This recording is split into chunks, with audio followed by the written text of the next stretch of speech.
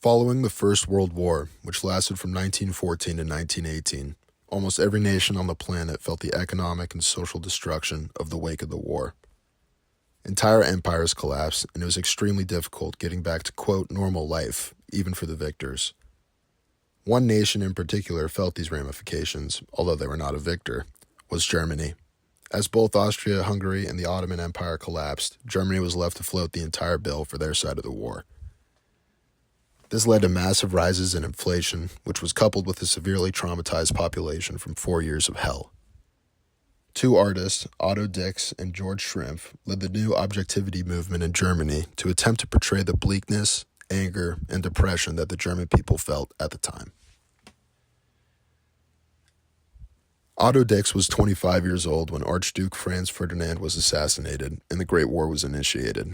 Like most German men of military age, Dix was inspired to join immediately after the German government officially declared war. Frighteningly so, he quickly discovered the horrors of war, serving in Dresden and the Somme, some of the worst possible places you could be in the Western European front. Quote, during the war, Dix kept a diary and a sketchbook with which he chronicled his experience. They would provide material for a major work of 50 prints called simply The War. Dix was profoundly affected by the war. He described a recurring nightmare in which he crawled through a bombed-out house. His experience with war and its aftermath became a dominant theme in the art he produced after 1914. Fulmer, 2009. One of the paintings that was close to being part of the war collection has been displayed at the Los Angeles County Museum of Art and is titled Soldier and the Nun, painted in 1924. This depiction was, quote, deemed too offensive for audiences. The print, which points to the dehumanizing effects of violence by portraying its consequences, was omitted from the final portfolio. From the Los Angeles County Museum of Art, 2024. Dix's work portrays a nun getting sexually assaulted by two German officers, one being very faintly outlined in the background and the other being much more visible up front. The first two aspects of the print you notice is the complete lack of light and color on the page, outside of the light on the horrified look of the nun. This is probably the largest theme of the piece, as you feel the depravity and hopelessness the nun must have been feeling at the time. The fact that the nun is the only, quote, realistic-ish character with light on her shows that she still holds some humanity, which the soldiers have long lost at this point. The lines in this piece are thin and scattered throughout the piece, which adds an aspect of anarchy or chaos that the soldiers brought with them. The soldiers are much less visible and give off a sense of dread, which is clearly the goal of the artist considering the war collection. Knowing Dix was a German soldier, this artwork is wildly introspective to how war affects all people around you. Even if it's your own comrade who you're gambling with your life for, war can bring out the most evil parts of the human soul. Another representation of the reaction to the war was artist Georg Schrimpf. Born in 1889, Schrimpf was almost a jack of all trades growing up. He spent time as a baker, coal shuffler, and a waiter while honing his artistic craft on the side. Schrimpf, unlike Dix, was part of the minority in Germany that did not take part of military service. Quote, with the outbreak of the First World War, the anti-militaristic Schrimpf successfully employed every possible trick to avoid military service. In doing so, however, he ruined his health. From 1915 to 1918, Schrimpf lived in Berlin, where he worked as a freelance artist. In his free time, he used every minute for drawing, painting, and wood carving. Mostly self-taught as an artist, he learned by copying the old masters by Artvee. Surprisingly, Schrimpf was successful enough at dodging military service to be recognized for his artwork and eventually commissioned by the German government.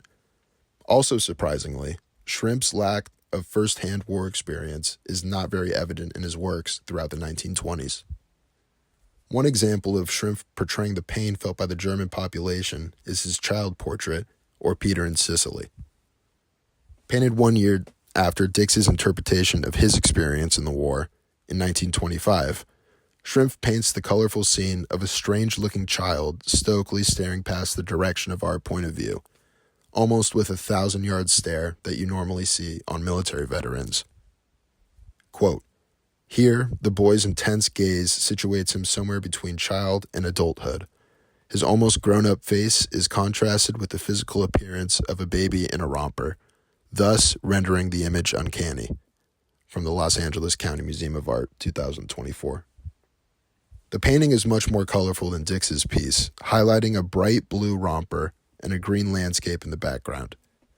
It is much more of a realistic painting as well, where it would be totally realistic portrait of a child if it were not for the distorted face.